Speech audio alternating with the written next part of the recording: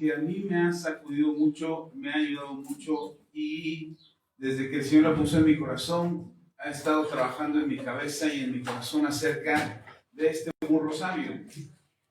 La Biblia dice, y vamos de una vez a la palabra del Señor para que vayamos avanzando, porque de pronto me gana el tiempo y ya cuando veo ya es hora y algunas ideas se quedan en el tintero. Así es que vamos a la palabra de Dios, al libro de Números. En el Nuevo Testamento, los primeros 5 libros de la Biblia, está el libro de Números. Va a abrir en el capítulo 22 y vamos a leer lo que dice la palabra del Señor del versículo 21. Si usted no leyó Biblia hoy en la mañana, ahora le va a tocar leer una buena porción de la Escritura. Así es que Números capítulo 22, versículo 21 en adelante. Aquí cuenta la historia de la nación de Israel. Recuerdo el libro de Números nos va contando un poco del acontecimiento después de que la nación de Israel sale de Egipto. Después de que sale de Egipto, empiezan a recorrer camino hacia la tierra prometida y se van encontrando en el camino diferentes adversidades, entre ellos pueblos enemigos, pueblos que querían hacerle frente. El pueblo de Israel sale de la nación de Egipto y empieza a caminar hacia su propósito, hacia el diseño de Dios, pero resulta que entre todo el caminar se levantaban enemigos, gente que quería ser poderosa, gente que quería demostrar que podían. Si el pueblo de Egipto, que era el más poderoso en aquel entonces, no pudo contener a esta nación de Israel, ellos no querían sentirse inferiores, no querían verse derrotados, tenían miedo a esta nación de Israel porque habían logrado vencer al ejército más poderoso en aquel entonces. Así es que de alguna manera, para protegerse, lo que normalmente hacemos cuando nos sentimos acorralados o nos sentimos amenazados, nos defendemos, sacamos las uñas, empezamos a pelear, empezamos a discutir. Cuando nos sentimos señalados por algo o acosados o acorralados por algo, empezamos a defendernos, nos defendemos como podemos. Y la mayoría de las veces terminamos en una batalla en la que no deberíamos de estar por el solo hecho de no debimos de haber peleado esa batalla. Así es que, como consejo, no como parte del tema, pero consejo, hermano, cuando te sientas acorralado, no pelees. Ve qué está pasando, ve por qué te sientes acorralado, qué es lo que te está pasando, qué es lo que te pasa por la cabeza, qué es lo que agobia tu alma, qué es lo que está confrontándote en ese momento que te sientes tan acorralado, te sientes tan aprisionado, oprimido, que tienes que defenderte, que tienes que pelear. Muchas de las batallas que hoy tenemos, las tenemos, pero no deberíamos de tenerlas. Es decir, peleamos por cosas que no son ciertas. Peleamos por cosas que no se dijeron. Es que tú dijiste, no, pero yo no dije, pero es que tú dijiste, o bueno, esa era tu intención cuando lo dijiste. Bueno, hasta los adivinos nos volvemos a tratar de meternos en la cabeza de la otra persona para entender por qué lo dijo. Es que tú lo dijiste por esto.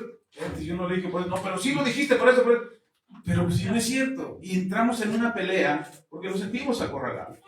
La nación de Israel no iba buscando pleito por todo el camino. La nación de Israel iba hacia su destino, iba hacia el lugar donde se le había prometido estar. Pero muchos se sintieron así, se sintieron acorralados y quisieron defenderse de una pelea que no se les había declarado. La nación de Israel no iba declarándole la guerra a todos los pueblos que se encontraba. No, hermano, no es que fuera peleándose con todos. Hubo pueblos que se aliaron a Israel y dijeron, bueno, si tú vienes con Dios y Dios viene contigo, pues estemos en paz tú y yo. Y llegaron a la tierra sin ningún problema. Pero hubo otros que se sintieron amenazados por esta nación de Israel que acababa de vencer al ejército más poderoso y creyeron que los iban a pelear y que les iban a enfrentar, así es que empezaron a buscar pleito. Y entre ellos, en el libro de los Números, podemos encontrar a uno de los reyes que se siente amenazado por la nación de Israel. Lo puede leer los versículos anteriores a los que vamos a leer ahora, pero se siente amenazado. Porque dice, son muchos, son un montón, y acaban de salir de Egipto. Estaban esclavos allá y salieron a armar su revolución, su independencia, y ahora vienen contra nosotros. No venían contra ellos. No venían contra el pueblo de Moab, pero los moabitas se sintieron amenazados y el rey de Moab se sintió amenazado y mandó traer a un adivino, a un profeta, vamos a llamarle profeta, pero en realidad era un adivino. Y este adivino tenía fama de que sus palabras se convertían en hechos. Es como una maldición. ¿Han oído de las maldiciones? No vayas con la bruja tal o con fulano tal o esta persona. Lo que dice se cumple. Y no es que sean profetas. Lo que pasa es que lo sabemos, ustedes y yo lo sabemos, que en la boca está el poder de dar la vida y dar la muerte. El asunto es que muchos saben que tienen esas habilidades espirituales y lo usan para mal, cuando deberían de usarlo para bien. Los dones son de Dios. Entonces mucha gente cae en el engaño de que aquel es profeta, es adivino, sabe las cosas, no, su palabra es poderosa, pero en realidad están mal usando un don que Dios les dio, porque los dones que Dios nos da son para la edificación, no para la destrucción. Que le quede claro, cualquiera que usa un don, por muy bueno que se vea y por muy maravilloso que parezca, y lo usa para la destrucción, lo está usando equivocadamente. Esa palabra no está trabajando, esa persona no está trabajando en la voluntad de Dios, está trabajando en su propia voluntad, en su propia codicia o avaricia, y está en contra del plan o del diseño de Dios. ¿Ok? ¿Están conmigo? Entonces, por eso usted puede oír o saber o escuchar de brujos o brujas que tienen poderes. Puede oír o escuchar de adivinos que adivinan, que sí conocen, que sí escuchan, que sí saben del futuro y lo dicen y lo adivinan y aciertan. Oh, no, hombre, esa bruja. Ay, oye, hermano, salen hasta en televisión. Hoy están hasta en televisión y les aplauden. Hombre, es que tú dijiste y profetizaste. Bueno, no dice profetizaste, predijiste que iba a pasar esto y pasó. Hermano, la otra vez me sorprendió. Nosotros ya no tenemos televisión pública, bueno, ¿cómo se llama? Abierta, televisión abierta. Ya no tenemos, ya casi no vemos. Y un día estábamos viendo y resulta que ahí en la televisión abierta estaba un programa de como de 1 hora de una señora bruja que se anunciaba y que ponía los teléfonos y que decía, llámanos ahora y te podemos adivinar tu futuro. Y lo increíble es que esté ahí, porque para estar ahí resulta que hay gente que llama. Entonces uno puede decir, pastor, es que sí le atinan. No, pues es que los dones son de Dios. Los dones que Dios da son irrevocables. ¿Sí está conmigo? Sí. ¿Cómo son los dones de Dios? Irrevocables. El cómo los uses es tu bronca y es tu responsabilidad. El cómo uses los dones que Dios te ha dado será algo que tú tendrás que entregarle cuentas a Dios y Dios te preguntará, ¿qué hiciste con el talento que te di?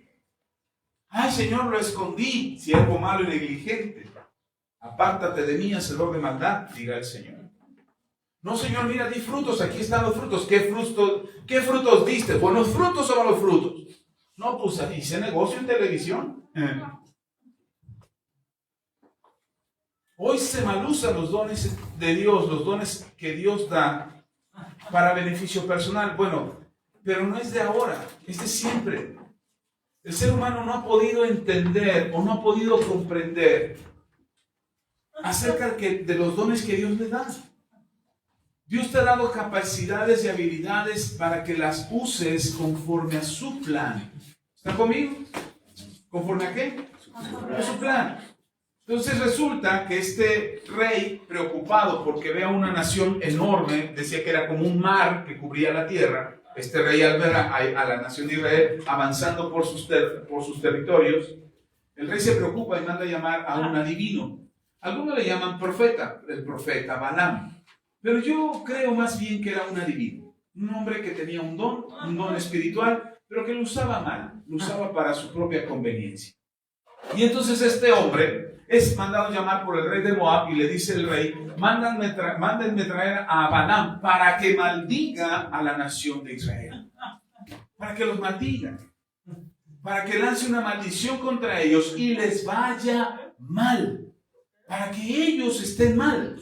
Para que no logren avanzar, para que sean derrotados, para que si nos quieren enfrentar no puedan ganar. Así es que manda a traer al profeta a Balaam. Y ahí en Números, capítulo 22, usted puede leer, dice, versículo 21 en adelante, dice, así Balaam se levantó, porque le dice Balaam les dice, ok, le dice al rey, voy a consultar a Jehová. Curioso, ¿no? Que un hombre no israelita diga, voy a consultar a Jehová. Y voy a consultarlo a ver qué me dice, y en base a lo que me diga, pues ya yo maldeciré a la nación de Israel.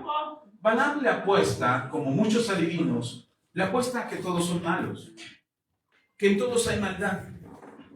Cualquier adivino sabe que te está yendo mal en algo. ¿Por qué lo fuiste a ver? Pues si te estuviera yendo bien, no lo vas a buscar. Entonces el adivino sabe que algo está mal en tu vida. Y entonces empieza a escarbar para saber qué hay de mal en tu vida y decirte algo. No, pues a ti te va mal. Yo veo una mujer y tú le dices, sí, una mujer mayor que tú. Sí, eres tu mamá. ¿Cómo sabe? Pues tú se lo estás diciendo con tus gestos. Y así es como trabajan. Tienen una habilidad para ver la conducta de la gente, para hacer y sacar conclusiones, pero el peso de un adivino está en lo que dice, en las cosas que te anticipa.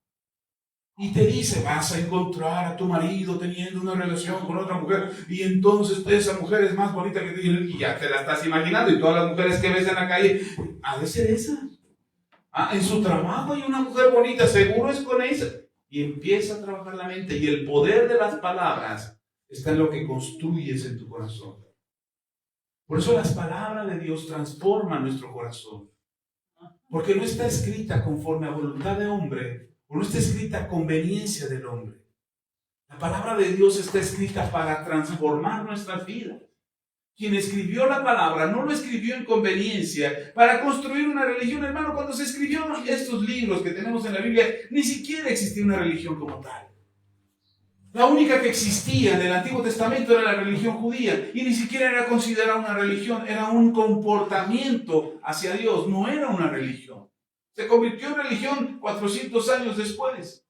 Cuando aparece Jesús, los principios bíblicos ya eran una religión porque se practicaban de manera equivocada. Por eso Él vino a establecer las verdades que ya estaban dadas en el Antiguo Testamento para decirles, ¿oíste que fue dicho? No matarás. Eso dice Jesús. ¿Oíste que fue dicho? No matarás. ¿Dónde fue escrito? En la ley de Dios. Ellos lo sabían. Pero yo les digo, dice Jesús, pero yo les digo que cualquiera que hable mal de su hermano y lo llame falso y hable a sus espaldas es como un homicida, lo ha matado. ¿Jesús cambió la ley? No, no cambió. Cuando la Biblia dice no matarás, cuando Dios dice no matarás, le estaba diciendo a la gente no guardes odio en tu corazón. Pero algunos tenían miedo a matar porque Dios los iba a castigar. Pero ¿cómo comían gente? ¿Cómo hablaban de otros? ¿Cómo se burlaban de otros? ¿Cómo criticaban a otros? ¿Cómo difamaban a otros? Y dice Jesús, pues es lo mismo. Estás matando. El problema no es la acción de matar, bueno, sí es un problema, pero lo que definitivamente daña al ser humano es lo que está en su corazón. Después lo explicó cuando lo juzgaron porque no se lavaban la mano los discípulos. Él dijo, no es lo que entra por la boca del hombre, lo que contamina al hombre es lo que sale de la boca del hombre, porque lo que sale de la boca está en el corazón, el problema está en el corazón. Entonces, lo que hoy conocemos como religión, en un principio Dios no estableció una religión, estableció un comportamiento, un cambio de mentalidad, una conducta diferente entre los israelitas, que después con el tiempo se convirtió como religión y hoy conocemos como religión. Jesús no estableció una religión, lea los evangelios. ¿En qué momento Jesús dijo, esta es la religión verdadera y aquí el que no ande aquí se va al infierno? ¿En qué momento lo dijo? Él no dijo nada de una religión. La única vez que mencionó Jesús acerca de la religión verdadera fue cuando dijo, el que quiera practicar la verdadera religión es ver por el huérfano, ver por la viuda, apartarse del mal. Esa es la verdadera religión. Y nosotros nos preocupamos y nos jactamos y nos llenamos la boca de no, yo estoy en la verdadera religión, no, yo soy en la verdadera. Y estamos haciendo guerras y destrucción de la humanidad a causa de la religión. ¿Sí está conmigo? ¿Por qué le dije eso? No sé, pero me regreso al tema. Ya me acordé. Porque no había religión en aquel entonces. Así es que este adivino resulta que puede consultar a Dios. Cosa curiosa, ¿no? Hermano, cualquier persona puede consultar a Dios. Cualquiera. Pero no a todos Dios les responde. Y este adivino busca a Dios, se acerca a Dios, lo consulta y Dios le responde, no porque el adivino logró atraer la atención de Dios, sino porque Dios tuvo misericordia de él. Mire, lea conmigo, no estoy diciendo algo que no esté en la palabra. Dice, así Balaam se levantó por la mañana y enalbardó su asna y fue con los príncipes de Moab. Y la ira de Dios, escuche esto, y la ira de Dios se encendió porque él iba. Y el ángel de Jehová se puso en el camino por adversario suyo. ¿Por adversario de quién? De Balaam. ¿Dónde iba Balaam? En su burrita. ¿A dónde iba? A ver a Moab, a los reyes. Apenas lo mandaron traer. Y él va, bueno, me mandan traer, bueno, dejen consulto con Dios y voy a verlos. Hermano, ni siquiera se había tomado el tiempo para orar. Hay quienes me dicen, pastor, ore por mí. Y le digo, sí, estoy orando por ti. Pastor, ahí le encargo que ore por mí. Sí, estaré orando por ti. Y oro. No creo que me desvelo a las 5 de la mañana. Ahí tengo una necesidad. No, yo oro y confío en el Señor. La carga se la dejo a Él. ¿Por qué la voy a llevar? O trabajo un poco con las mías. Y aún las mías se las dejo a Él. No piense usted que yo me desvelo por usted orando. No vaya a creer, ay, el pastor se la pasa velando por mí. Ay, gracias, pastor. ¿Qué sería sin sus oraciones? Si usted no está orando, usted se está perdiendo la oportunidad. Yo oro por usted. Por cada uno, por nombre. Eso se lo aprendí a mi mamá. Mi mamá ora por todos sus hijos y nietos por nombre. Y hasta agrega a los parientes cercanos y lejanos. Y eso se lo aprendí. Y oro por usted por nombre. Pero no crea que le dedico 2 horas a Pepe, 2 horas a Susi, 2 horas a Elías, 2 horas allá. Ángel. No, hermano, no dormiría si de por sí casi no duermo. ¿Dedico tiempo? Sí. ¿Cuánto? El que sea necesario. Se los he enseñado. Igual lo hago por ustedes. El que sea necesario. Si usted sigue poniendo la petición en su sobre, pastor o pastora, sigo deteniendo esta necesidad, seguimos orando por esa necesidad, el tiempo que sea necesario. Hasta que veamos en el sobre, ya no sigan orando, ya me están bendiciendo mucho, ya párele, pastor. Ahí entonces ya dejamos de orar. Por esa necesidad, porque surgirán otras. Y seguimos orando. ¿Está conmigo? Ok. Entonces, Balaam dice que va a consultar a Dios y resulta que no consulta a Dios. Y empieza a andar. Va hacia los profetas, perdón, va hacia los príncipes de Moab, porque fue mandado traer. Pero ¿sabe cómo fue mandado traer? Con regalos. Le mandaron regalos. Dice la Biblia que le mandaron los regalos por la adivinación, el pago que él normalmente cobraba por un trabajito, como se dice aquí en México.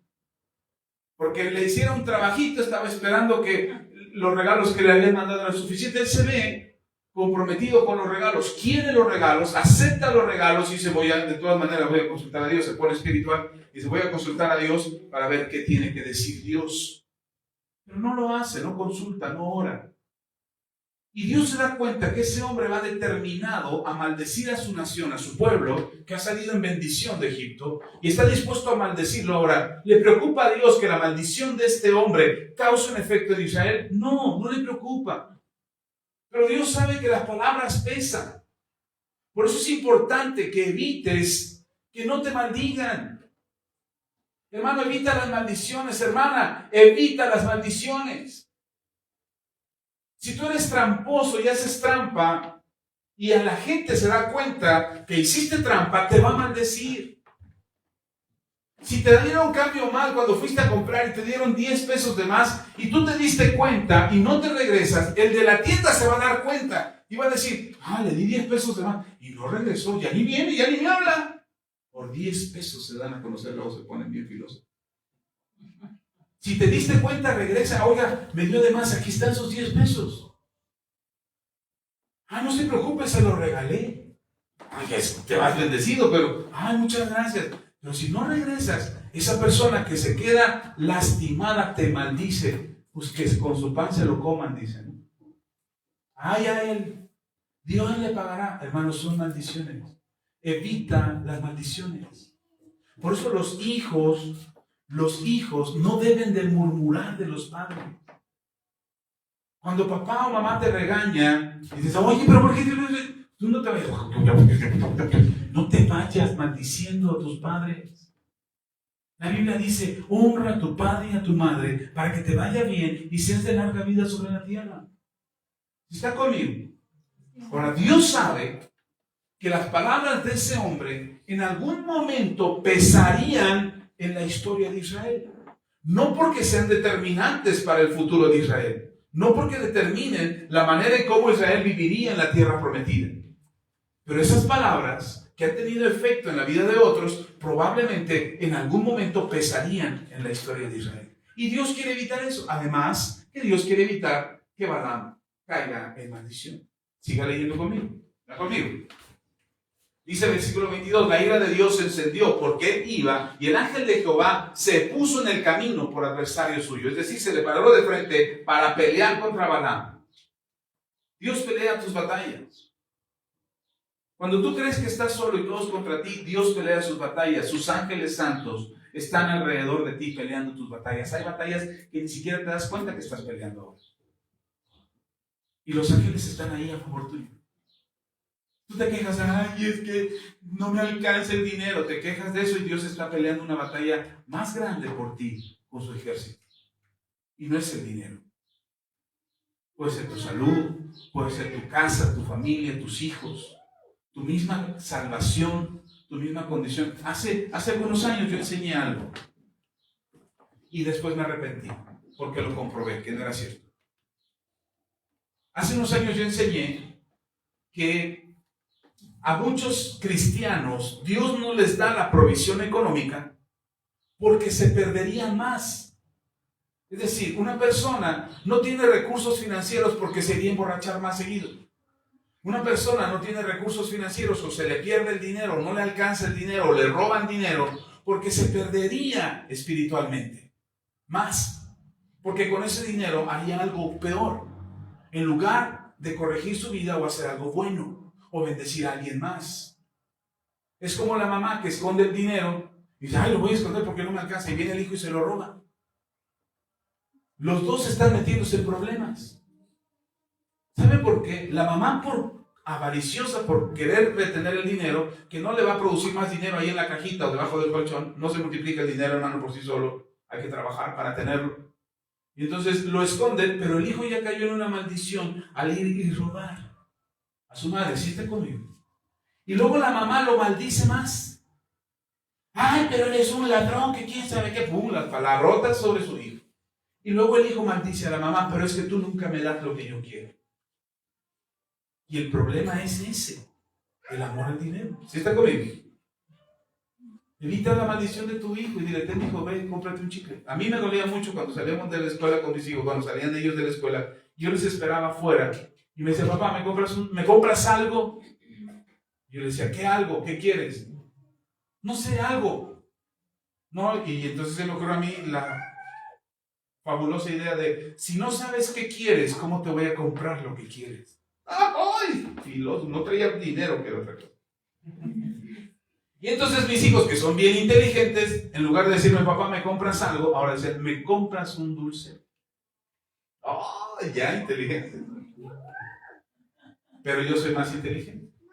¿Qué dulce quieres? Pues vamos a ver, no, ¿qué dulce quieres? ¿Ya sabes lo que quieres? No, pues cuando sepas lo que quieres. Pero como no se quedan con las ganas, papá, ¿me compras una paleta de no sé cuál, ya la que sea, ¿no? Ya, mira, se evitaban problemas, cómprame una congelada, ya peso. Pero cómprame algo. Y sentí muy feo no podérselo comprar. De verdad. Mis hijos crecieron, maduraron y aprendieron o tuvieron esa etapa donde papá y mamá eran limitados y no tenían muchos recursos. Entonces ellos aprendieron eso de sus papás sin recursos, sus papás sin dinero.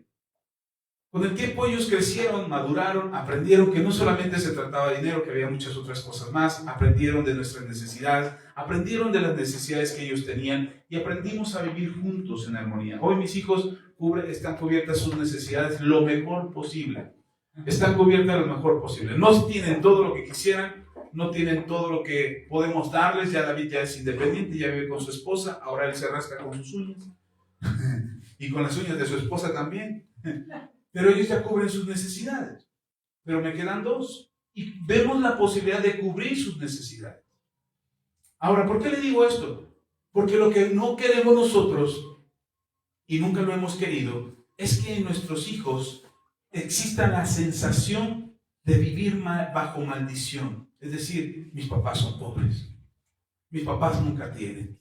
Mis papás se están jodidos. Mejor ni les pido, porque ya mejor, ¿para qué les pido? Siempre me dicen que no. Entonces, quisimos evitar ese sentimiento, que ellos vivieran con esa sensación. Esperamos haberlo logrado. Creemos que sí. Algunas cosas todavía ellos se contienen y dicen, no lo voy a pedir porque no tienen. Pero algunas veces es solita, me dice, papá, necesito, mamá, necesito. Yo nada más veo como mi esposa recibe, me dice, mamá, necesito esto para la universidad, necesito esto. Y mi esposa me voltea y dice, me está escribiendo Josué. Ay, le digo, ya sé para qué. Me está escribiendo Israel. Ya sé para qué. Y bendito Dios, que ha sido Dios, porque no puedo decir otra cosa, ha sido Dios el que nos ha sostenido. Pero hay que evitar que tus palabras maldigan tus generaciones. No digas no tengo. No digas no puedo. No digas no me alcanza.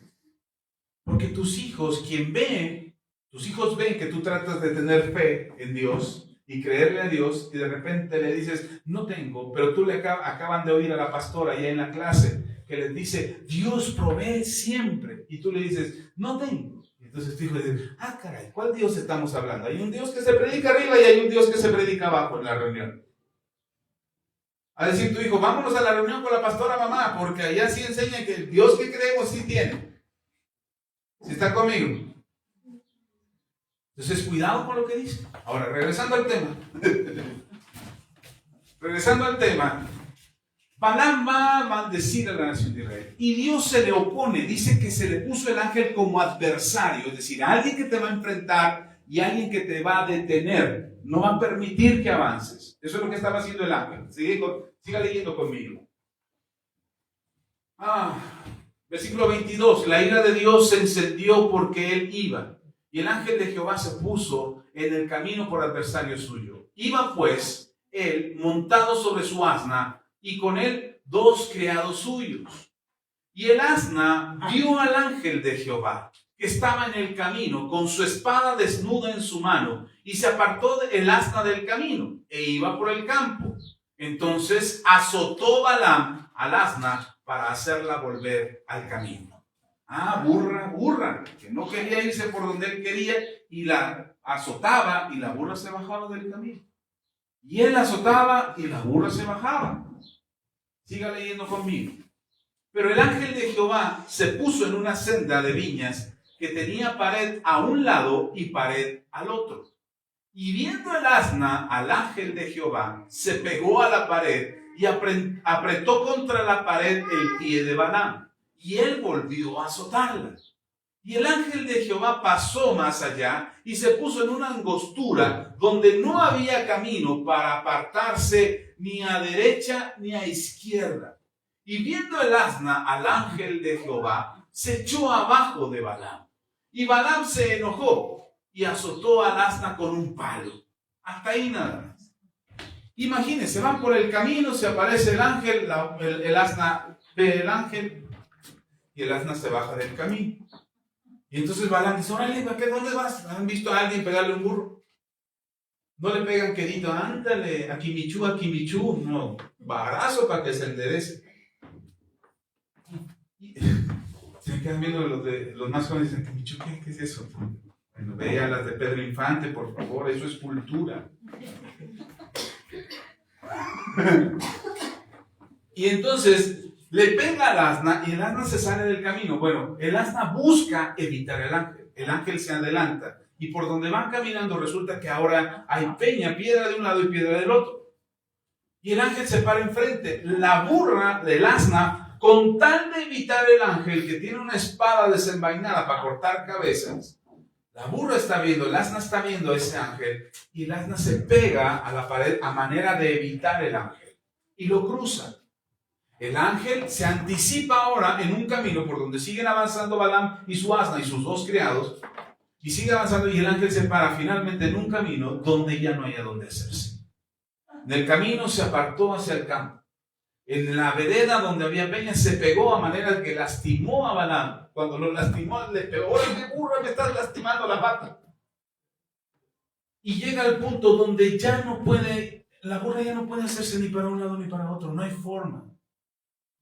Acabo de ver unas mulas de carga y me llamó la atención que una mula que iba súper cargada tenía en la parte de atrás una vara larga que iba desde la carga de los costales hasta la tierra. Y entonces me puse a investigar, dije, bueno, ¿por qué llevan esa vara ahí? Yo pensé en un principio que era para guardar la distancia con los carros que vienen atrás, para que no se pegaran tanto al animal. Pero resulta que no. La tienen así porque el peso de repente le cae a las piernas del animal, sobre todo cuando van subiendo, de manera que la vara hace que no regrese, que no se siente, que el animal se mantenga en pie. Es como una pata de apoyo para el animal.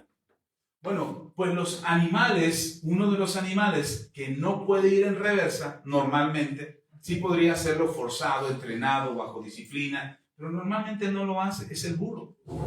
El burro no va en reversa, no trae reversa, es estándar.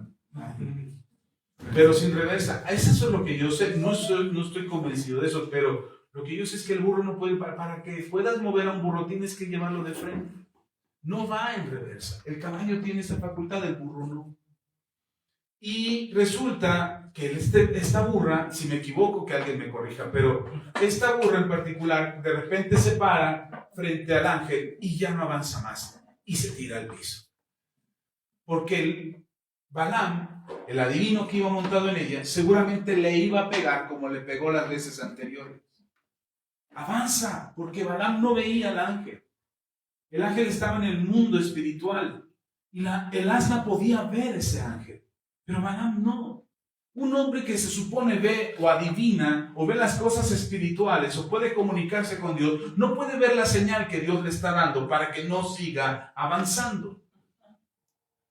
Por eso digo que no era alguien que buscaba a Dios o que tenía temor de Dios.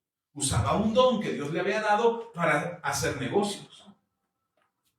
Y entonces la burra, el asna, me cuesta más trabajo decir asna que burra, así es que perdón por la traducción, pero la burra se tira al piso y cae sobre Balaam. Balaam, al sentir el peso del animal, se levanta y le da unos palazos para que se levante. Y lo interesante es lo que pasa después. Dice, versículo 27, y viendo el asna, al ángel de Jehová se echó debajo de Balaam. Y Balaam se enojó y azotó el asna con un palo. Entonces Jehová abrió la boca al asna, la cual dijo a Balaam, ¿qué te he hecho? Que me has azotado estas 3 veces. ¿Qué te hice yo? Imagínense que te abra el perro de la casa. A ver, ¿a qué hora me vas a dar de comer, Tú ya te fuiste a las carnitas y a mí no me has traído nada. Imagínate que el perro te hablara. O el gato. Pastor, vente a orar por mis animales, están poseídos por el diablo. No, ¿verdad? No caminan hacia atrás, gracias por investigar. Los burros no pueden caminar hacia atrás. No pueden ir en reversa. Yo sabía de algún lado, lo había leído, pero no estaba seguro. Pero resulta que la asna le habla a Balaam. Yo me hubiera asustado, man. Yo hubiera pegado un grito, salgo corriendo, dejo al burro ahí, me regreso a mi casa, me encierro, me pongo en ayuno y oración y a liberar a todo el mundo. O sea, aquí hay demonio. Pero Balaam no. Balaam es alguien que está acostumbrado a cosas como esas. No que le hablen los animales, pero sí a pretender que le hablan. Si pretende que le hablan los espíritus, si pretende que le habla Dios, y con eso miente y engaña a la gente para sacar provecho, pues le habla a una asna y dice, me pasé de la dosis, o de verdad me está hablando el asna. Lo interesante no es que le hable el asna, lo interesante es que se pone a platicar con ella. Cuando estábamos estudiando la maestría, decía una de las maestras de mi maestría, decía, el problema no es estudiar la maestría, porque de repente empiezas a hablar solo. Y estás tan metido en tu estudio de la maestría, sobre todo cuando empiezas a presentar tu proyecto de titulación, estás tan metido en el estudio que empiezas a hablar solo. De repente, cuando estás más metido en el estudio, empiezas a hablar con las paredes. Dice, hasta ahí no hay ningún problema. El problema es cuando las paredes te empiezan a contestar. Ahí sí ya hay problema. Ve al psicólogo. Y entonces, así es que si hablas solo, hermano, no te asustes. Ay, pastor, es que de repente ando hablando sola. No te preocupes, confía que el Señor también te habla a través de ti. El problema es cuando te empiezan a contestar las paredes o las cosas, ahí sí es un problema. A Balaam le responde, le habla a la burra y él respondió al asna. Dice el versículo 29, y Balaam respondió al asna: ¿por qué te has burlado de mí? Le dice Balaam al asna: ojalá tuviera espada en mi mano, que ahora te mataría. Dice: pues si de eso te estoy evitando, mano.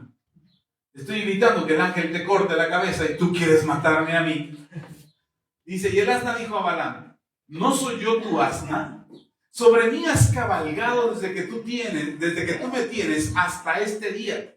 Me he acostumbrado a hacerlo contigo, es decir, me he acostumbrado a los azotes que me das, al maltrato que me das. De eso no me quejo, no me he quejado nunca de lo que me haces. Y respondió, y él respondió: no. Entonces Jehová abrió los ojos de Balaam y vio al ángel de Jehová que estaba en el camino y tenía su espada desnuda en su mano. Y Balaam hizo reverencia y se inclinó sobre su rostro. Hasta ahí déjeme ver lo del burro sabio. Posteriormente podemos hablar del burro en la Biblia como una cita nada más.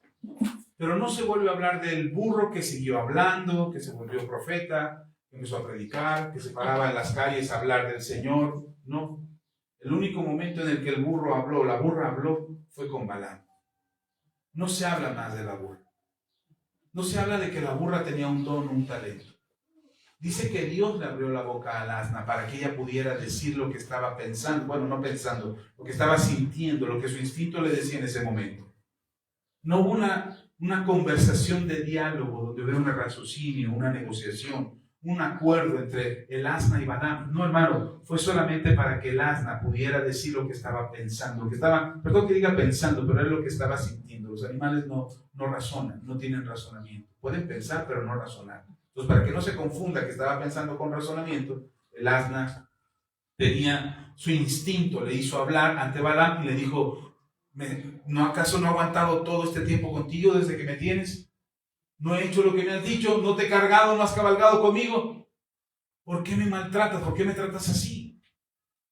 3 veces me maltrataste y no te dije nada. Pero esta sí ya es el colmo. Me estás agarrando a palazos y hasta me quieres matar. Para mí en este momento, la burra, el asna, se vuelve más sabia que el profeta Balaam. Y quiero explicarle esto precisamente porque una de las cosas que a veces nos pasa es que aprendemos un poco de algo y creemos que somos muy sabios. Aprendemos un poco de Dios y creemos que ya somos muy espirituales. Aprendemos un poco de cocina y somos los superchefs. Aprendemos un poco de carpintería y ya nos sentimos constructores de grandes construcciones. No, hermano, el problema es precisamente que no entendemos que nuestra condición de lo que somos, por lo que poco que hemos aprendido, no nos hace absolutamente sabios, y entonces nos volvemos ese burro sabio. Yo no leo en la Biblia que la burra de Balaam después se volvió una profetisa, o empezó a predicar, o empezó a hablar de negocios con Balaam. ¿O sí encontramos eso? Bueno, no sé si lo ha leído, pero yo no lo he encontrado. Y no hay algo más que se hable de la burra de Balaam o del asna de Balaam que haber hablado con Balaam. Es lo único que se habla de ella. Y después lo citan, ese mismo acontecimiento lo citan en otros textos. Pero no hay una historia más de esta burra. No hay algo más que se diga de ella. Y ese es el tema, hermano. Eso es lo que a nosotros nos pasa. De repente creemos que porque ya hablamos, porque somos burros y hablamos, ya somos grandes oradores, somos grandes predicadores. O porque sabemos algo espiritual, creemos que ya no necesitamos enseñanza espiritual. Mucha de la gente que se va de la iglesia es porque ya sabe algo. Como ya sé algo, entonces ya puedo yo saber más, ya no necesito de la iglesia, ya no necesito de los hermanos que son hipócritas, que son religiosos, que son esto, y entonces mejor me voy porque yo ya sé algo. ¿Sabe? Eso es un síndrome, ¿no? Perdón, un síndrome. Un síndrome que existe. Algo así como Dennis Kroger, algo así. Son los 2 científicos, se me fue el nombre, lo quise aprender, pero el nombre es medio raro. Son 2 científicos que hicieron una investigación al respecto, acerca de la gente que no sabe y que cree que sabe. Y es un síndrome. Es una actitud personal, es una actitud del comportamiento humano, donde aprendemos un poco de algo y creemos que ya lo sabemos mucho. No necesitamos un consejo. Normalmente le pasa a los adolescentes. Los adolescentes aprenden algo y no les gusta que los papás les digan las cosas. Y entonces siempre están diciendo a la papá, sí, pero tú qué sabes, yo sé más. Y empezamos a cuestionar en nuestra cabeza acerca de los consejos, las enseñanzas o las cosas que nos enseñan nuestros padres, que creemos que ya no es suficiente, que nosotros sabemos más, que sabemos más que ellos. Hoy en día los chavos que saben más de tecnología que sus papás creen que saben más de muchas cosas. Uno de los desafíos que Dios puso en mi vida fue y no quedarme con un pequeño aprendizaje. Tuve que aprender más cosas. No lo sé todo, pero mis hijos saben muchas cosas que yo no sé. Y de repente me hablan cosas de las que yo no sé. Pero ¿sabe qué hago? Estudio, para que ellos no me vean la cara. Para que ellos no me engañen, no me laven el cerebro de que la colegiatura vale tanto. Yo entro a la página de la escuela de mi hijo para ver cuándo son sus calendarios. Cuándo entra a clases, cuándo sale de clases, cuándo está de vacaciones, cuáles son los días feriados. Yo investigo. Y entonces le pregunto, ¿cuándo son tus vacaciones? Ah, pues tal día. Ah, bueno, yo ya sé que sí o sí no. Pero no lo dejo a que él tenga la facultad de mentirme. Ninguno de los tres, con ninguno de los tres lo hice. Ahora David ya es responsable de su casa. Y él sabe lo que hace con su casa. Y sin embargo le pregunto, ¿cómo estás? ¿Cómo está tu casa? ¿Cómo está tu esposa? ¿Cómo están las cosas? ¿Cómo vas con la chamba? Pero no me confío a dejar todo. Ay, es que mi hijo sabe más que yo. Me habla de temas, de repente me empieza a hablar de su trabajo que es programación y me habla de lenguaje. No, papá, es que tuve que hacer esto y lo otro. Y al principio me quedo, no, esto ya me lo había contado el otro día. Ya me había explicado qué significaba. Ya estoy buscando en mi cerebro para poder recordar lo que él me dijo ya antes. Porque no es algo que tengo en mi vocabulario constantemente, pero ya lo habíamos hablado antes. ¿Sí está conmigo? Entonces, no se vale que nuestros hijos abusen de nosotros, pero tampoco se vale que tú te confíes. Me acuerdo que alguna ocasión, no recuerdo cuál de los tres, y mis hijos saben que los pongo ellos de ejemplo porque son mi vida, ellos están en mi entorno, ellos son mi familia, ellos están en mi corazón siempre y son mi lección, son mi escuela. Entonces me acuerdo que una vez uno de ellos llegó y me dijo, papá, necesito un celular mejor porque el tabiquito que tenían uno de esos tabiques de escalabra gente, de esos Nokia, y nada más era para mensajes, para era lo único que lo quería. Papá, mi maestro dijo que necesito un mejor celular porque vamos a trabajar en cosas que son importantes y necesito un... Ah, ok. Ah, no. Necesito un mejor celular porque necesito una mejor cámara. Necesito una mejor cámara porque vamos a tomar fotos y digo, pues con ese. No, pero es que necesitamos fotos. Pues tómalas con ese. No, es que necesitamos... Bueno, entonces alguien que te las tome y que te las mande. No, pero es que necesito un mejor celular. Tardamos como unos 3, 4 meses y el celular nuevo llegó. No se lo compramos inmediatamente. Sabíamos que la tecnología va avanzando y sabíamos que necesitaban un mejor celular. Pero inmediatamente no fue que, ahora tengo que ir a endeudarme a Coppel o a Electra para sacar el celular a mi hijo porque si no va a reprobar, el chamaco es un burro. Y no por el celular que le compraste, sino porque no sabe hacer las cosas. No hablo de mis hijos, estoy hablando de los de otra iglesia. Es para los que nos ven por internet. No, usted está poco ese. Pero hermano, de repente creemos que un poquito de conocimiento nos hace extraordinarios. Y creemos que saber un poco de las cosas espirituales nos hace extraordinarios. Es más, llevas una semana sin cometer pecado y ya te sientes el Papa. Hombre, yo ya no peco, pastor. Una semana sin pecado en mi vida, estoy inmaculado, ni se me acerque, me vaya a contaminar, pastor. De verdad, creemos que un poquito de lo mejor que hacemos nos hace extraordinarios. Y ese es el grave error que cometemos, porque nos volvemos burros sabios. Se nos olvida que somos burros, pero creemos que somos sabios. Y buscamos andamos aconsejando al medio mundo y traemos en la vida un caos. Andamos dando soluciones a todo el mundo, pero no logramos sentar nuestra propia integridad, nuestro propio conocimiento y nuestra propia madurez, porque no hemos llegado a la capacidad que Dios espera de nosotros. Mis hijos durante algún tiempo trataron de tener esa posición de yo sé más que mi papá, yo sé más que mi papá, y en su momento los tres lo fueron superando. Hoy son muy buenos hijos, son inteligentes los tres y siguen aprendiendo. Pero me desafían a mí a seguir aprendiendo. Y de repente yo tengo conversaciones con ellos donde digo, en este tema todavía les gano. Pero por ejemplo, llega el veterinario y papá, ¿qué crees que esta semana hicimos esto y hicimos tacto en la vaca? Y yo digo, pobre vaca. Y me empieza a hablar de cosas que no entiendo y de un lenguaje que no conozco y de los monogástricos y de los poligástricos. Y yo digo, yo el único polimarch que conozco es el que tocaba en la Ciudad de México. Pero me hablan de cosas que no sé y de verdad no puedo decir ante ese conocimiento, ante mi hijo que habla de programación, ante el otro que habla de yo creí que sabía de matemáticas, yo creí que era experto en matemáticas, daba clases de matemáticas a estudiantes de universidad y de preparatoria. De repente me llega el otro que está estudiando matemáticas y dice, no, es que acabo de ver, no, soy un ignorante de las matemáticas, no sé, ya se me olvidó cuánto es más 2 más 2. Pero de verdad, ese conocimiento que ellos tienen les va a ayudar a ellos en su vida. Pero hay cosas que sí sé, de las que sí puedo hablar. Ahora, que ellos sepan más que yo, no los hace mejores que yo. ¿Sí me explico? Quiero que quede claro eso. No estoy menospreciando a mis hijos, pero quiero que lo lleve a su vida, a su casa, a su familia, a sus hijos. Si pongo a mis hijos de ejemplo, es para que usted lo lleve a su casa y lo ponga en práctica con sus hijos. Que tus hijos sepan un poco más que tú, no significa que saben más que tú, que son más sabios que tú. Ellos tienen conocimiento en áreas específicas que tú no conoces, de las que no te preparaste nunca. Pero hay cosas que tú puedes hacer. Y tienes que enseñar a tus hijos a madurar en consecuencia de lo que saben. Entre más saben, entre más aprenden, más tienen que madurar. No pueden tus hijos conformarse a un conocimiento mediocre o limitado, de acuerdo a tu limitación. A veces los papás tenemos miedo que los hijos sepan más y los hacemos ignorantes como nosotros.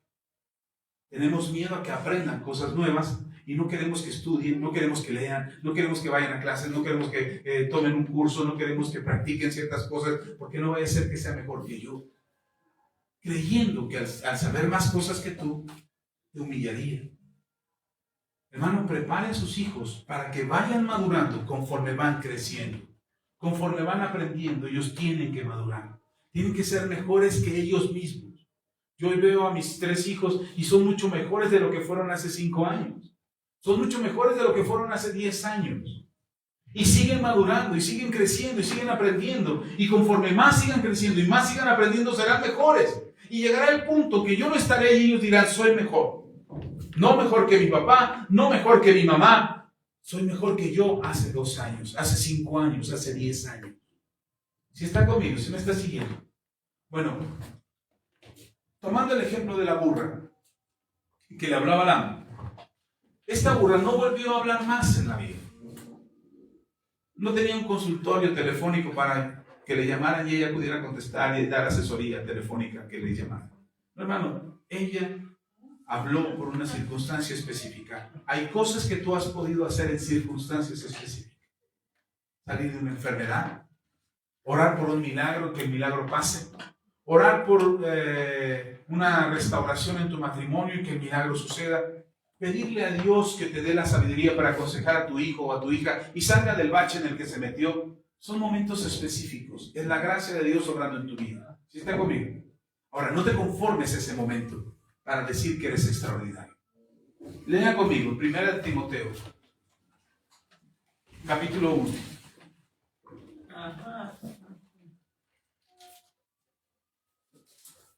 Primera de Timoteo, perdón, se me perdió aquí. Ya está. Primera de Timoteo, capítulo 1. Dice la palabra del Señor. En el Nuevo Testamento, Pablo le escribe a Timoteo y le dice en el capítulo 1, vamos a leer desde el versículo 14 y 15. Dice, pero la gracia de nuestro Señor fue más abundante con la fe y el amor que es en Cristo Jesús. ¿Sí está ahí? Primera de Timoteo, capítulo 1, versículo 14 y ahora el 15. Dice, palabra fiel y digna de ser recibida por todos, que Cristo Jesús vino al mundo para salvar a los pecadores, de los cuales yo soy el primero. ¿Pablo es el primer pecador que Jesús salvó? No. No. De hecho, hay una gran discusión entre si fue el endemoniado gadareno, si fue Juan el Bautista. Hay una gran discusión de cuál sería el primer, o el ciego, al que curó, o la mujer endemoniada, la mujer samaritana. Hay muchas discusiones ahí de quién fue el primero que Jesús salvó. Bueno, cualquiera de todos ellos, pero no fue Pablo. Entonces, ¿por qué Pablo dice de los pecadores el primero en ser salvado? Se refiere a que fue el primero de manera, ¿cómo dice cuando van en orden cronológico? De numeración, ¿cómo van? Primero, segundo, tercero, ¿cómo se llama esa numeración? No me acuerdo, bueno, esa. ¿Perdón? Bueno, Pablo no está hablando de el orden en que fue salvado. Pablo está hablando que tiene el primer lugar de todos los pecadores. Es decir, el más, o el mayor, o el primero, o el más grande de todos los pecadores. Pablo se describe a sí mismo ante Timoteo. Ahora, Timoteo es su discípulo. Timoteo es su discípulo, su hijo en la fe. Y a su hijo en la fe, Pablo le dice, soy el más grande de los pecadores. Pablo le está presumiendo a Timoteo que es un pecador, que tiene historia, que tiene barrio. Pablo dice a Timoteo, yo traigo barrio. Numeración ordinaria. Gracias. Nada más para que no se quedara con la duda usted. Aquí traigo mi apuntador. Pablo le está presumiendo a Timoteo que es un pecador. No, mijo, yo cuando era joven en tu tiempo me ponía unas borracherotas, pero de esas borracherotas. ¿Le está diciendo eso? ¿Le está presumiendo la vida de pecado que llevó? No le está presumiendo la vida de pecado. Pablo está reconociendo que es un pecador y quizás de los peores pecadores que pueda haber. Si se pudiera medir el pecado o si se pudiera dimensionar el tipo de pecado que tenemos. Pablo no se lo está diciendo a Timoteo para presumirle a Timoteo. Si está conmigo, Pablo se lo está diciendo reconociendo la condición en la que se encuentra Pablo sin Cristo. Pablo le dice a Timoteo, es que yo sin Cristo era un pecador. Era un perseguidor. Ahora, si usted lee un poquito de la historia de Pablo y su biografía, se va a dar cuenta que pecador no era. Porque dice que él era guardador de la ley. Era un judío de judíos. El mismo Pablo dice, yo no era que anduvieran de fiesta en fiesta y emborrachándome, pecando por aquí y por allá. Dice Pablo, yo era un temeroso de Dios, cuidador de la ley. Quizás el peso del pecado que a Pablo le pesa es haber sido un asesino de la iglesia de Cristo. Que aquel que lo cobijó, que aquel que lo recibió y lo amó incondicionalmente como Cristo recibió a Pablo reconoce que aquellos a quienes él mató o consintió con su muerte, él lo considera uno de sus más terribles pecados. Y entonces Pablo dice, soy pecador, el primero, el mayor de los pecadores. Hermano, cuando tú reconoces tu pecado, no te estás vanagloriando de tu pecado. Ustedes han escuchado aquí y se los he repetido muchas veces y hoy se los vuelvo a repetir.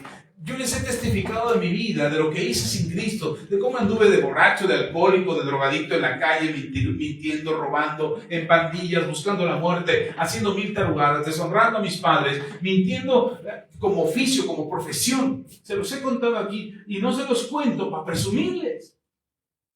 Oye, el pastor era tremendo, qué barbaridad, qué testimonio. No, hermano, es como un reconocimiento de saber de dónde Dios me sacó, de no olvidarme lo que yo era y a dónde Dios me está llevando. Pablo reconoce que fue un pecador, de los peores que ha habido. Y Pablo dice, de los pecadores el primero. Si empiezan a señalar, a ver, ¿quién es pecador? Yo diría yo, sin dudarlo. Yo soy pecador, he sido pecador, he pecado delante de Dios, he hecho lo malo ante los ojos del Señor. Pero Él me salvó. Esa es la parte importante de esta frase. Amén. Él reconoce que es pecador y que el primero de los pecadores, pero también reconoce que Cristo ya lo salvó de esa condición de pecado. ¿Está conmigo? Entonces, no porque Pablo dice, ahora soy salvo, ahora soy superpoderoso. No, hermano, está hablando ya siendo Pablo apóstol, siendo un predicador ya consagrado, un maestro de muchos, padre espiritual de muchos. Ahora Pablo reconoce que espiritualmente en algún momento su condición de pecado lo desechaba, lo descartaba, no le daba la posibilidad de ser un apóstol. Pero fue por causa de Cristo que él se convirtió en apóstol. ¿Sí está conmigo? Ahora Pablo no presume de lo mucho que sabe. Pablo reconoce que hay una limitante en él, que es el pecado. ¿Sí está conmigo otra vez? Quiero aclarar esto porque parece que Pablo busca presumir del pecado, pero en realidad Pablo reconoce que el pecado no es bueno en él. Tanto que en la carta a los romanos Pablo dice: ¿quién me librará de este cuerpo de muerte? Lo que quiero hacer no hago. Y lo que no quiero hacer, eso termino haciendo. Caramba, estoy arruinado. Mi cuerpo me lleva a pecar continuamente. Y no estoy justificándole a usted para que diga: ay, ya ve, pastor, yo estoy como Pablo. No quería, pero aquí estoy, mira, aquí. No sé cómo llegué. Sí, porque el pastor dijo que si Pablo no podía con el cuerpo, pues yo menos. Sí, no vaya a salir de pretexto. Bueno, Pablo mismo dice: ¿quién me puede librar de este cuerpo de muerte? Y en ese mismo texto Pablo dice: solo Dios. La condición de Pablo, en una condición de pecado, es el reconocimiento. Pablo reconoce que necesita de Dios. Pablo no se enorgullece de decir: ya, libré el pecado, ya soy salvo, ya soy cristiano, voy a la iglesia, predico cada 8 días, al menos todos los días, y ya soy un instrumento de Dios. Aleluya, alabaré. No, hermano, Pablo sabe que todo lo que ha logrado y lo que puede lograr es gracias a Dios, no gracias a él. De repente nosotros nos sentimos como si fuéramos la burra del Balaam. Ya le hablamos al profeta, ya le ganamos, ya vimos al ángel, ya vimos la gloria de Dios, y ahora sí, quítense todos, porque nadie ha tenido la revelación que yo he tenido. Pablo fue llevado al tercer cielo, y él mismo dice, no se atreve a decir: hermanos, fui llevado al tercer cielo. Dice Pablo: conozco un hombre que fue llevado al tercer cielo, no sé si en la carne o en el espíritu, pero fue llevado al tercer cielo y le fueron reveladas muchas cosas. Y Pablo está hablando de él. Ni siquiera se atreve a decir Pablo: yo fui llevado al tercer cielo. Jesús me trasladó en el espíritu a las cosas que no han sido reveladas para que yo pudiera traérselas a la tierra. Pablo no dice eso, no se atreve a decirlo, porque sabe que no se trata de él, que ha sido Dios en él. Y nosotros pretendemos que por un día que ayunamos ya somos súper espirituales. Ahora sí, diablo, vente, diablo, ya ayuné, ya estoy listo. Hermano, no te va a dar una zarandeada si no estás listo. Creemos que... A mí me criticaron durante años, porque me invitaban a una fiesta, a la misma familia, en el trabajo, y ponían el vino, las cervezas ahí, y mientras no había alcohol ahí, yo estaba muy a gusto en la fiesta, platicando. Me gusta platicar con la familia, con los amigos, estaba platicando. De repente llegaba el alcohol, yo me paraba y me iba. No, ya me voy, con permiso, buenas noches, ya, hasta luego, buenos días, hasta luego. Ah, no te vayas, apenas va a empezar lo bueno. Dice: no, ya pusieron alcohol, gracias, no me gusta. Ay, qué religioso, que te pega tu mujer. Por años me criticaron. Y la razón era simple, hermano. Yo sabía que no podía estar en un lugar donde lo que me derrotó en el pasado estaba frente a mí. Me estaba desafiando. A ver, ahora, derrótame, ya eres cristiano, ¿no? Ya Dios está contigo, ya tienes poder, ¿no? A ver, derrótame. Yo no me quedaba ahí. Yo me paraba y me iba. Y me juzgaron por años. Porque yo sabía que en el menor descuido podía caer. ¿Está conmigo? Ahora, puedo decir que ya soy inmaculado, sin mancha, ya el pecado ya no me ronda, ya se aleja de mí Satanás cuando yo llego a las casas. No, hermano, todavía tengo mis batallas. Todavía enfrento demonios. Todavía peleo conmigo mismo, con cosas internas que sé que están ahí, tratando, esperando, buscando el momento en que yo baje la guardia para hacer de las suyas. Se lo puedo asegurar. El pastor tiene más batallas que la iglesia. le persiguen y le acechan más cosas que a ustedes. El Señor Jesús lo explicó. Cuando el pastor no está, las ovejas se dispersan. Y no es precisamente que yo me ausente, que no venga un domingo. Es porque sería yo el pretexto para que muchos dijeran, si el pastor lo hizo, si el pastor lo hace, ¿por qué yo no? Si el pastor cayó en pecado, ¿a mí qué me espera? Si el pastor practica tales cosas, ¿por qué yo no lo haría? Si es lo que es el pastor. Por eso el diablo busca que el pastor sea el primero en caer. Es que yo les agradezco mucho sus oraciones. Porque aun cuando la batalla está ahí, sé que Dios me sostiene. Y Dios me levanta. Y tengo mis propias batallas. Peleo contra mis propias circunstancias. De repente me dice mi esposa, se nos acabó el dinero. Y yo dije, bendito Dios, porque ya viene más. Aunque no tengamos de dónde.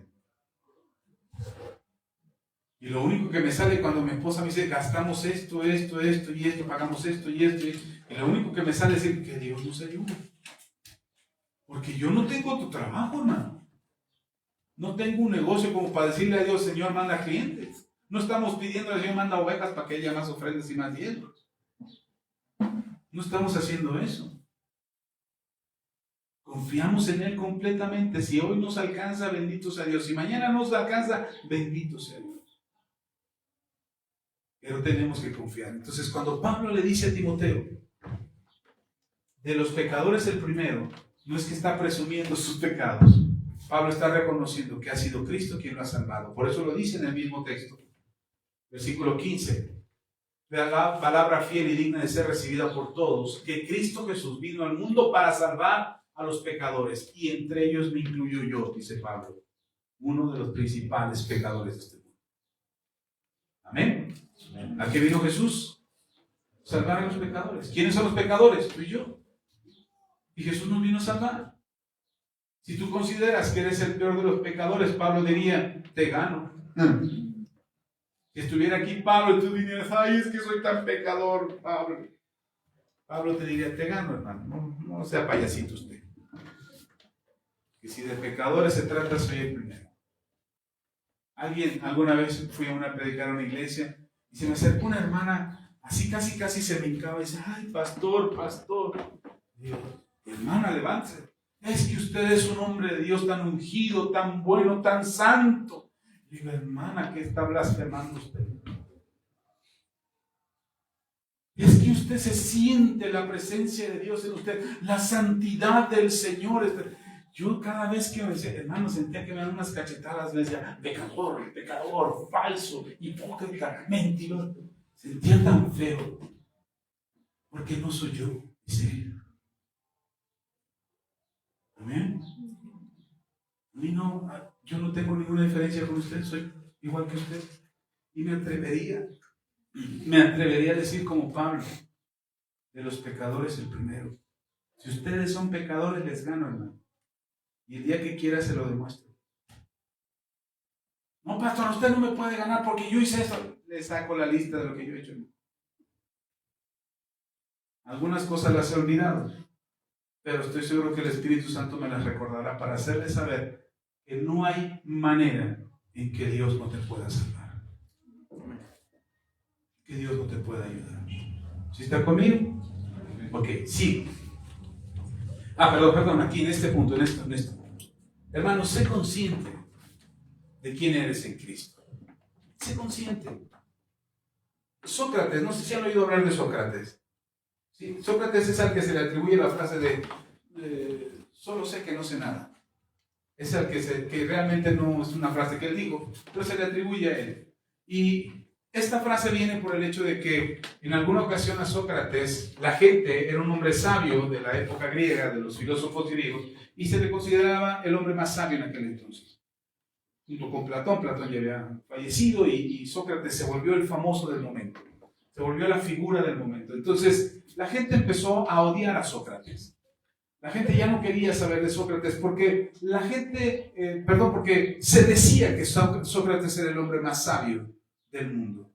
De hecho, decía a la gente que Sócrates presumía de ser el hombre más sabio sobre la tierra. La verdad es que Sócrates nunca dijo ser el hombre más sabio. Y eso surgió por el hecho, está escrito en uno de sus, no me lo estoy inventando, ni lo grabaron en video, está en sus libros de Sócrates. Y cuando Sócrates está explicando cómo es que vino esta idea de que él era el hombre más sabio, es porque un amigo de él consultó a una adivina, y cómo abundan los adivinos en la historia de la humanidad. Consultó a una adivina para preguntarle quién era, que si había una persona más sabia que Sócrates. Y la adivina dijo, no la hay. No hay una mujer más sabia, perdón, no hay un hombre más sabio que Sócrates. Ni una persona existe que sea más sabia que Sócrates. Y entonces Sócrates, por esta teoría, resulta que empezó a recorrer a los artistas, a los filósofos, a los pensadores de aquel entonces, para preguntarles acerca de su área de conocimiento, cosas que quizás ellos deberían de saber, para ver si realmente él era el más sabio, para ver si realmente era el más sabio de toda la tierra. Así es que él empezó a sondear, a investigar, a conocer a las personas, y se dio cuenta que muchos de los sabios de aquel entonces realmente no eran tan sabios. Creían que lo eran. Porque sabían un poco de algo, conocían un poco de algún área, de algún conocimiento, y creían que eran muy sabios en eso porque otros no lo sabían. Entonces descubrían algo nuevo y entonces, no, acabamos de descubrir que las mariposas vienen del capullo porque se transforma y hay la metamorfosis. Y entonces, y decían, guau, ¿cómo saben estos? Pero porque sabían algo nuevo, cosas que los demás no sabían. Y entonces por eso creían que eran muy sabios. Pero Sócrates, a diferencia de todos esos que se creían muy sabios por lo poco que sabían, Sócrates reconocía en sí mismo que él era un hombre que sabía que no lo sabía todo y que estaba dispuesto a aprender siempre. Entonces Sócrates dijo, sí, soy el hombre más sabio sobre la tierra. No porque sé todo, sino porque reconozco que hay cosas que no sé y estoy dispuesto a aprenderlas. La sabiduría que Dios nos da no es el mucho conocimiento de las cosas, hermano.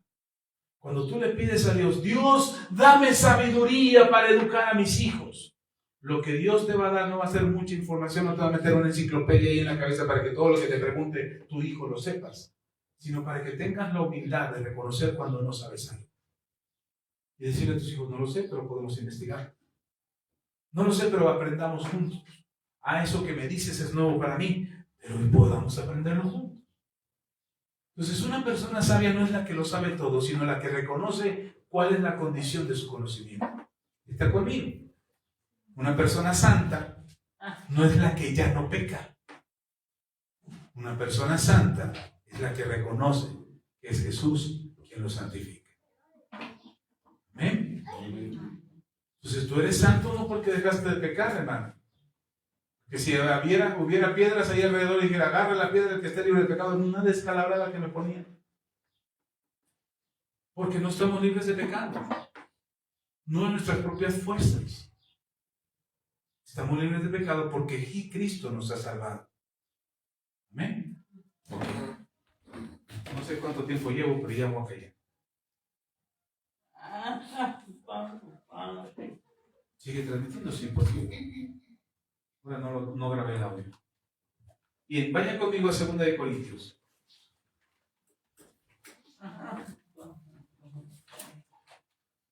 La percepción real de quién eres te ayuda a vivir mejor. Exageramos. De repente algo nos sale bien y exageramos. Creemos que todo nos va a salir bien. Te sale bien la paella y dices, no, me salió una paella que parecía para 10.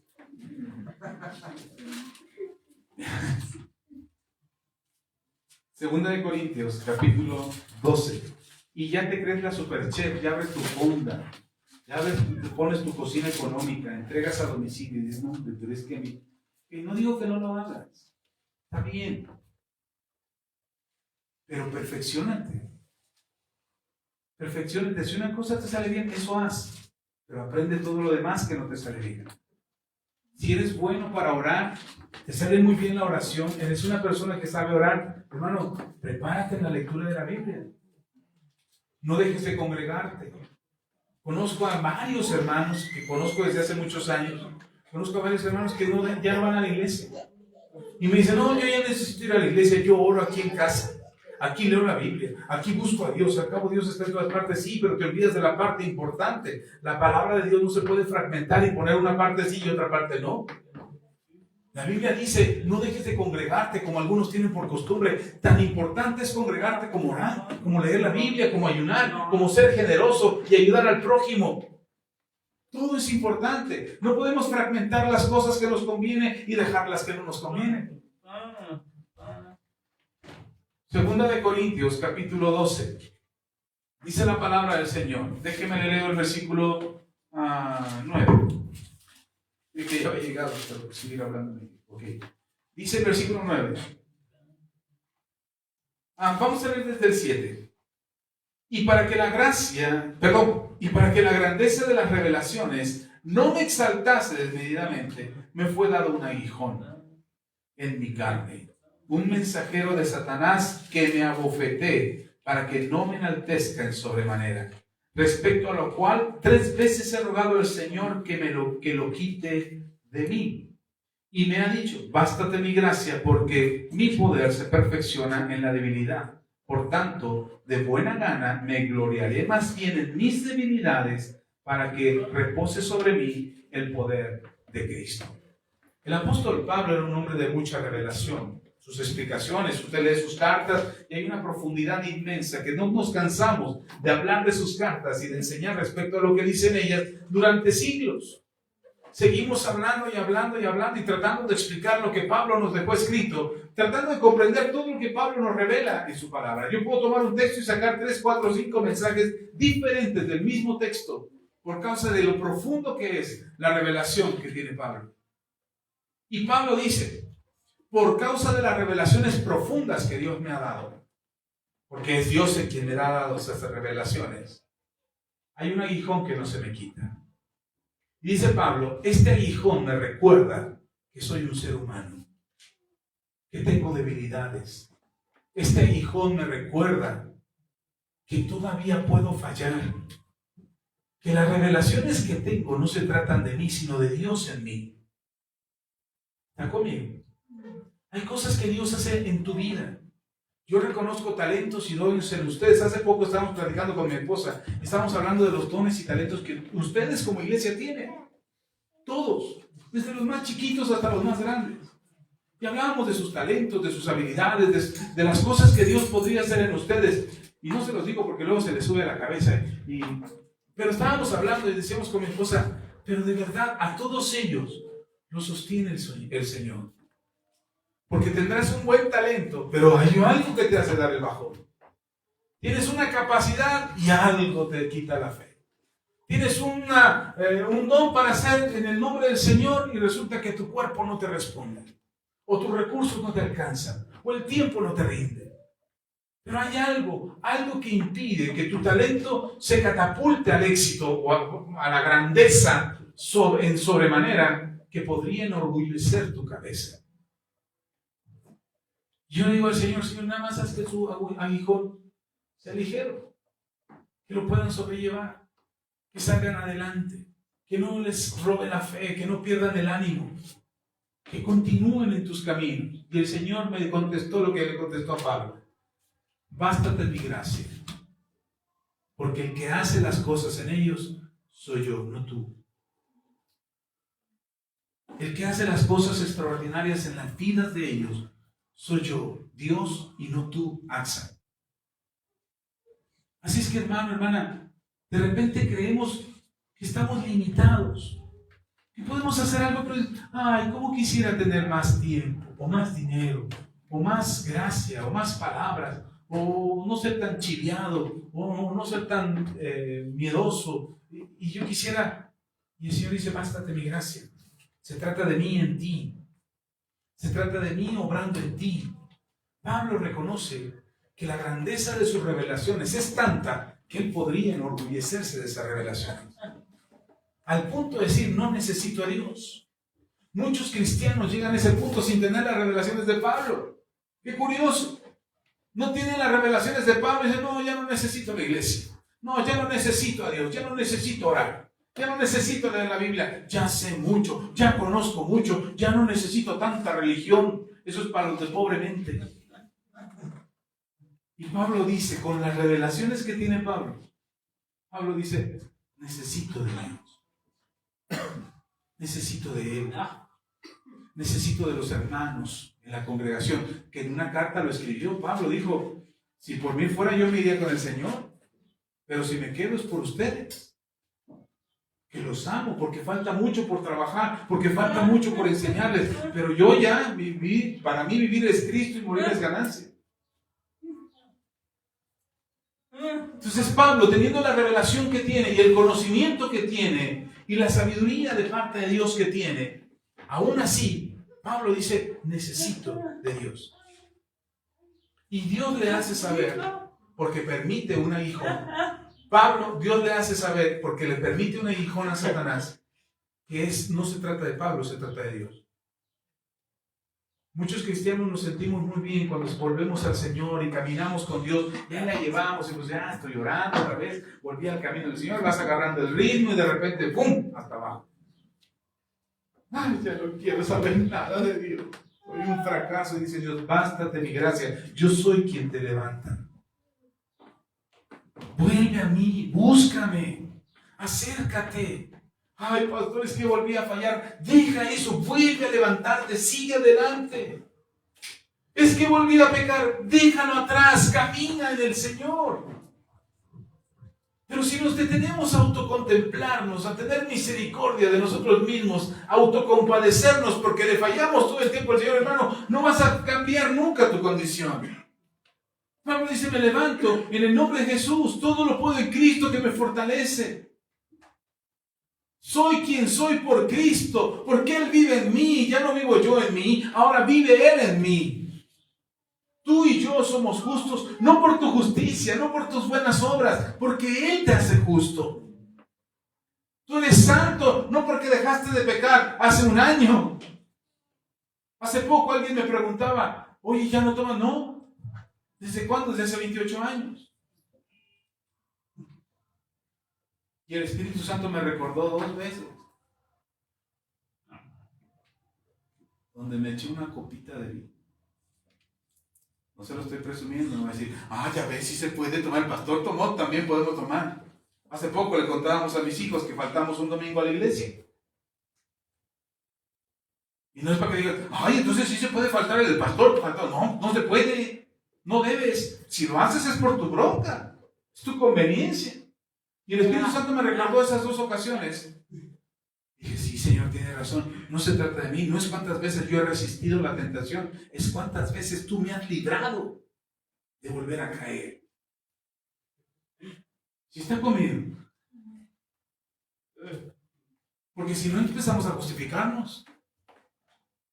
Empezamos a decir, no, pues el hermano fulano hizo esto, pues yo también. Aquel pastor, acabo de ver un video en internet donde un pastor cometió adulterio y lo dejaron como pastor. No se puede, ¿verdad? No, no se puede. Pero ese hombre que falló, ese hombre que cayó, el Señor lo levanta.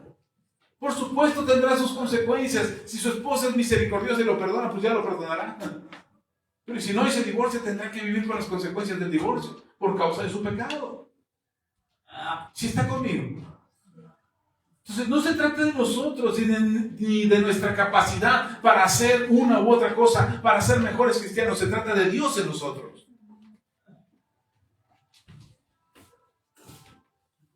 David se convirtió en un gran rey. Y vemos a David como el gran rey que fue, gran guerrero, gran conquistador, un hombre conforme al corazón de Dios. Pero sabe, hermano, le costó 7 años de persecución. 7 años de vivir en cuevas, en cavernas, en los montes, sin ropa, sin calzado, robando cosas, siendo ladrón, siendo mercenario, vivía con sus guerreros, peleaba a favor de quien le diera de comer. Durante 7 años fue perseguido David. Y después vemos, ay, David, un hombre conforme al corazón de Dios, pero le costó. ¿Y sabe quién lo llevó a ser rey? Dios, no él. Porque cuando él fue nombrado rey, había otro rey, Saúl. Era el rey. Y Dios le dice a Saúl, ya no, tú ya no vas a ser rey. Y se levantó a David. Y David no fue, a ver, todos contra Saúl. No, ¿sabe qué? Huyó. Y cuando los soldados de David dijeron, acabemos con Saúl, ya se acabó tu problema. Dejamos de andar huyendo y andar encuevados. Déjame matarlo, le decía uno de sus generales. Y David le dice, nunca Dios me permita levantar la mano contra el ungido de Jehová. Ya no era el rey, pero David sabía que Dios lo había escogido en un principio. Déjalo. Muere Saúl y entonces ahora sí, David toma el trono. Pero no crean que David, porque ya era el ungido, ya andaba presumiéndole a todos, yo soy el nuevo rey, Saúl es el usurpador. Saúl es el mentiroso, yo soy el rey de veras. No, hermano. David se esperó y fue perseguido, fue azotado, fue correteado, fue difamado, lo difamó Saúl como no tiene usted una idea. Pero llegó el momento en que David dijo, ha llegado mi hora, este es mi tiempo, y se convirtió en rey. ¿Ha comido? Entonces a veces lleva tiempo. Usted lee el libro de los Salmos y dice, ay, qué bonitos salmos escribió David, sí, en una cueva, con frío, con los pies descalzos, pasando hambre, sintiendo miedo. Ahí es donde escribió esos salmos. Que ahorita te animan y te levantan y te prenden y dices, ay, alabaré, alabaré. Pero en el momento en que David los escribió estaba en persecución. No estaba en el Holiday Inn, en una habitación 5 estrellas, con una secretaria y él dictando, escribe, secretaria, este es el salmo que el Señor me inspira. No, él estaba en una cueva. Y no tenía dónde escribir. Lo cantaba y lo cantaba y lo cantaba hasta que se lo memorizaba. Y entonces alguien lo escribía. Él mismo o alguien más escribía el salmo que David había cantado. Se volvía canciones populares. Amén. Hay una diferencia. Yo sentí, es la diferencia. Con esto termino. Isaías capítulo 41. Isaías 41.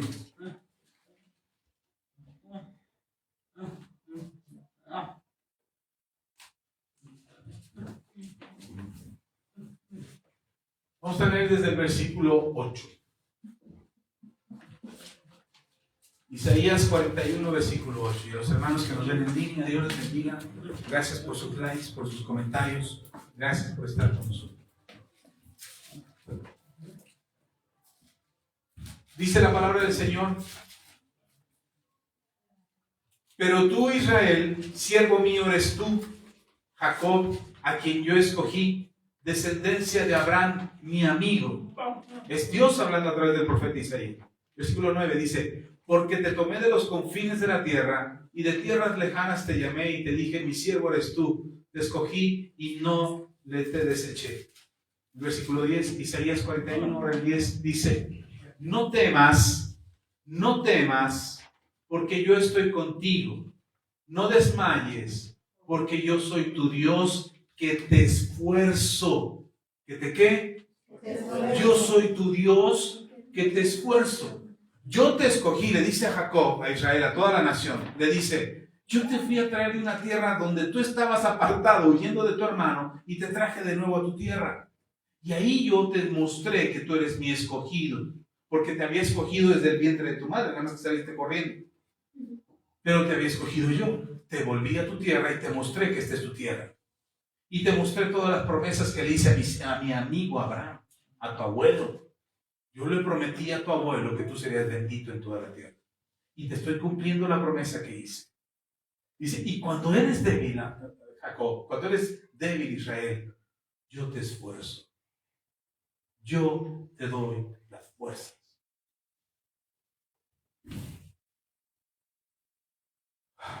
Versículo 10. Porque yo soy tu Dios que te esfuerzo. Siempre te ayudaré. Siempre te sustentaré con la diestra de mi justicia. ¿Cuándo? Los domingos en la reunión.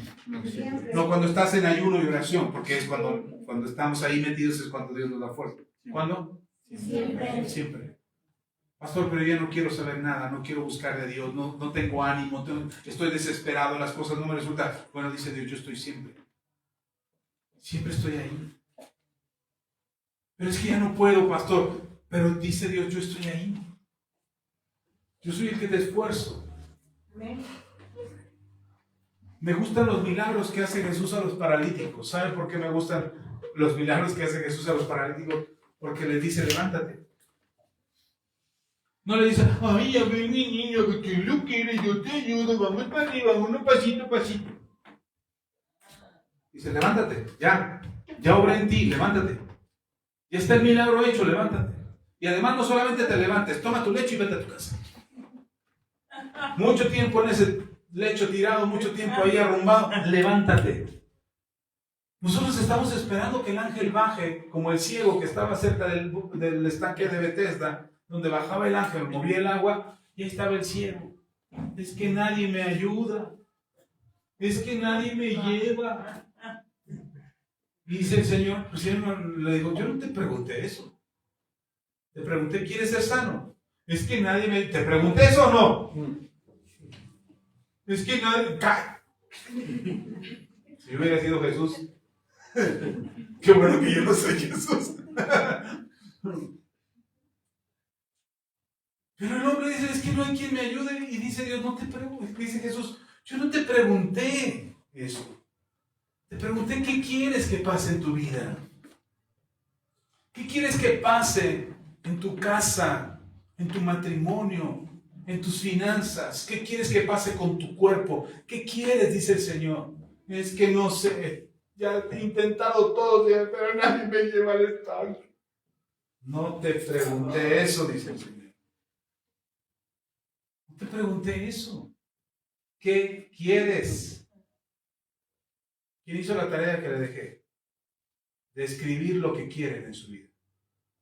Hijo, no me digan cosas. Por eso están como están, caramba. No les dije hace 8 días. Siéntense, hagan una lista de cómo se quieren ver en su futuro, qué esperan en su vida, qué esperan que pase con ustedes. 1, 2, 3, 4 cosas, ahí escríbenla. Y hasta oramos y dijimos que el Espíritu Santo les revele. Ahí está el Espíritu Santo esperando en la sala a ver a qué hora te ibas a sentar para dictarte. Y ahí lo dejaste plantado. Pero estaba buena la serie. Estaba buena la fiesta. Y el Señor ahí esperando a ver a qué horas te ibas a sentar para revelarte lo que iba a hacer de tu futuro. Y ni siquiera el que Él te quiere dar, el que tú quieres tener. Y dice el Señor, yo te ayudo. Pero no voy a poder, pastor. Yo te ayudo, dice el Señor. Yo te esfuerzo. Yo te voy a ayudar. Yo voy a estar ahí contigo, no te voy a dejar. ¿Cuándo dice que va a estar? Los domingos. Los días de necesidad. En tu enfermedad. Los días de fiesta. Dice, yo estoy contigo. Sí. Ahora, pero como probamos un poquito del milagro de Dios, nos sentimos como la burra que habló. No, hombre, Dios ya me habló, ¿no? Yo ya soy súper poderoso, ya traigo la unción y de rayos salen de mí. No, Pablo reconoce que no se trata de él, que él es débil. Dice Pablo, si en algo me puedo gloriar, si en algo me puedo gloriar, es en mis debilidades. O sea, si de algo puedo presumir, dice Pablo, es de lo débil que soy. Porque cuando yo soy débil, es fuerte. Y si en algo puedes darle la gloria a Dios, las veces que te ha levantado, las veces que no te ha dejado.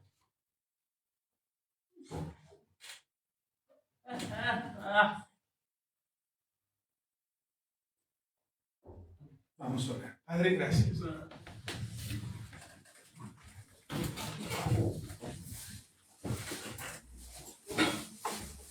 Gracias, Señor.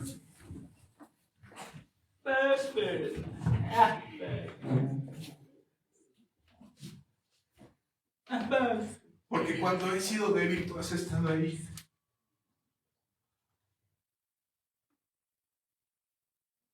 Cuando he fallado, Señor, tú has estado ahí. Cuando mis recursos son insuficientes, tú me has sostenido y has provisto. Y has provisto a mi vida. No me has dejado. No me has desamparado. Has estado conmigo siempre. Y puedo asegurar como Pablo. Puedo decir como Pablo. Cuando soy débil, Él es fuerte. Él es fuerte en mí. Para que no me falte la fe. Para que no me rinda. Para que no baje la guardia. Para que no desista. Para que a pesar de que he fallado, vuelva. Y aun cuando mi corazón se enfría y se apaga y quiero renunciar a mi fe y vivir la vida a mi manera, tú tienes compasión, tú tienes misericordia de mí y me vuelves a traer a ti con lazos de amor para decirme que me amas y que tienes un plan. Que no me dejarás, que no me soltarás, que me sostendrás. Hoy el Señor confirma lo que te dijo hace 8 días. Tengo planes de bendición, mejores que tus propios planes. Mis caminos son mejores que tus caminos. Tengo lo mejor para ti. Te voy a dar de la tierra que fluye leche y miel. Te voy a dar la bendición de disfrutar de la paz inexplicable, de la paz que no puede describirse, pero tampoco está sostenida por las circunstancias, sino que es una paz genuina, completa, plena, que te otorgo, dice el Señor, porque yo soy el príncipe de paz que te sostiene. Porque yo te ayudo, dice el Señor. Porque yo te sostengo, porque yo te fortalezco, porque yo te levanto. En el nombre de Jesús. Padre, te damos toda la gloria. En el nombre de Jesús te alabamos y bendecimos tu nombre y agradecemos tu fidelidad y tu palabra. Levanta, Señor, nuestras vidas en tu gracia, en tu favor, en tu misericordia. No es por lo poquito que hemos logrado que ya somos sabios. No es por lo poquito que hemos logrado que ya somos superpoderosos. No es por lo poquito que hemos obtenido que somos los que tienen más revelación en la tierra, ni es por lo poquito que hemos alcanzado que somos más que vencedores. Es todo es por ti, Señor. Todo es por ti, Jesús. Tú eres el que nos sostiene, tú eres el que nos hace fuertes. Tú eres el que provee para nuestras necesidades conforme a tus riquezas en gloria. Tú eres el que llevó nuestras dolencias y nuestras enfermedades. En tu llaga hemos sido nosotros sanados. Es por ti, Señor Jesús, que tenemos vida y no muerte. Es por ti, Jesús, que somos trasladados del reino de las tinieblas al reino de la luz admirable en Cristo Jesús. Es por ti que somos la justicia de Dios. Somos la justicia de Dios en Cristo. Es por ti, Jesús, que somos santificados y presentados como buenos, como justos, como santos delante de nuestro Padre. Es por ti, Jesús, solo por ti. No somos nosotros. No somos nosotros, eres tú. En el nombre de Jesús. Amén. Amén. Si pudieras ver en un espejo a una burra. Dile a esa burra, a ese burro, si la burra de Balaam habló, ¿qué no puedes hacer conmigo? ¿Qué no harás conmigo? ¿Eh? A lo mejor si te vuelves ese burro sabio. Déjeme le cuento algo. No sé cómo, puede sentarse si quiere, pero no sé cómo la burra esta o el burro este que un día iba por el campo, iba el burro, bien a gusto, no me voy a comprar de burro, nada más estoy actuando. Entonces iba el burro, bien a gusto, y resulta que unos campesinos dejaron una flauta ahí.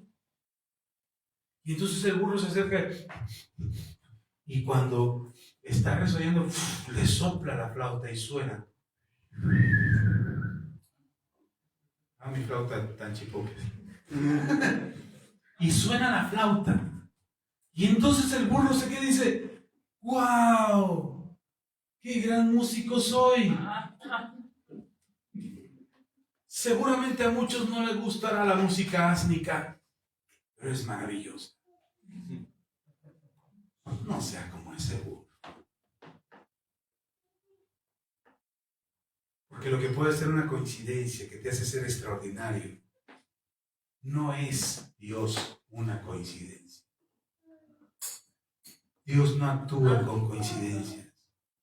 Dios es un ser real que obra desde tu interior para que realmente seas el burro que toca la flauta. No el que por coincidencia la hizo sonar. Tú no estás haciendo sonar tu vida. Tú estás construyendo tu vida porque Dios está en ti. Amén. Amén. Vamos a orar por nuestros hermanos que nos ven en línea. De repente parece que no oramos por ustedes y nos despedimos nada más así o cortamos la transmisión, pero siempre están en nuestro corazón y agradecemos sus comentarios, sus likes, que comparten el video. Bendecimos sus vidas. Recuerden que estos videos los subimos a YouTube también y pues primeramente Dios estaremos compartiendo más material. Dios les bendiga, sean muy bendecidos.